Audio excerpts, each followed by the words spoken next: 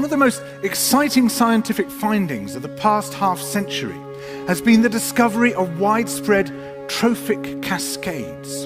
A trophic cascade is an ecological process which starts at the top of the food chain and tumbles all the way down to the bottom. And the classic example is what happened in the Yellowstone National Park in the United States when wolves were reintroduced in 1995. Now, we all know that wolves kill various species of animals, but perhaps we're slightly less aware that they give life to many others.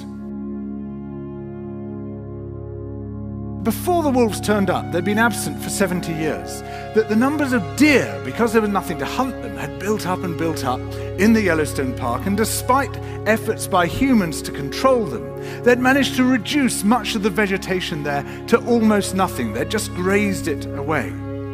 But as soon as the wolves arrived, even though they were few in number, they started to have the most remarkable effects. First, of course, they killed some of the deer, but that wasn't the major thing. Much more significantly, they radically changed the behavior of the deer. The deer started avoiding certain parts of the park, the places where they could be trapped most easily, particularly the valleys and the gorges. And immediately those places started to regenerate. In some areas, the height of the trees quintupled in just 6 years. Bare valley sides quickly became forests of aspen and willow and cottonwood. And as soon as that happened, the birds started moving in. The number of songbirds and migratory birds started to increase greatly. The number of beavers started to increase because beavers like to eat the trees. And beavers, like wolves, are ecosystem engineers. They create niches for other species. And the dams they built in the rivers provided habitats for otters and muskrats and ducks and fish and reptiles and amphibians.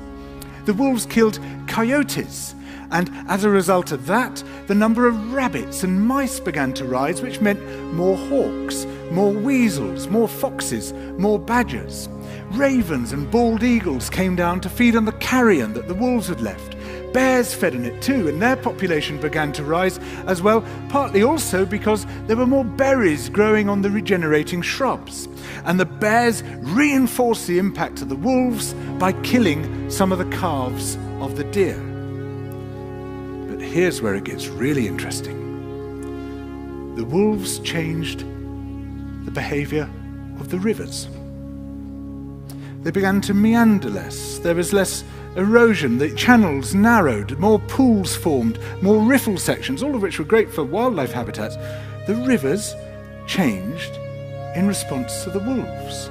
And the reason was that the regenerating forests stabilized the banks so that they collapsed less often, so that the rivers became more fixed in their course. Similarly, by driving the deer out of some places and the vegetation recovering on the valley sides, there was less soil erosion because the vegetation stabilized that as well. So the wolves, small in number, transformed not just the ecosystem of the Yellowstone National Park, this huge area of land, but also its physical geography.